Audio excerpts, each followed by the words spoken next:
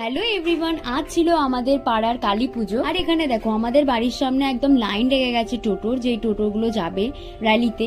আর এখানে আমাদের বুনুও যাচ্ছে ঠাকুর আনতে। আমরাও এক বছর গিয়েছিলাম ঠাকুর আনতে, তবে আর যাওয়া হয় না। কিন্তু এতগুলো কালী পুজোর মধ্যে এই কালী পুজোটাই আমাদের সব থেকে বেশি আনন্দ হয়। আর দেখো যুগটা এমনই পড়ে গেছে যে কালী ঠাকুর হাঁটাহাঁটি করছে রাস্তায়, সেটাও আমাদের দেখতে হলো। যাই হোক, দেখতে দেখতে এই পুজোটা 75 বছর হয়ে গেল, তাই অনেক অনেক প্রসেশনও করেছিল। বেশ দাঁড়িয়ে দেখতে ভালোও লাগছে।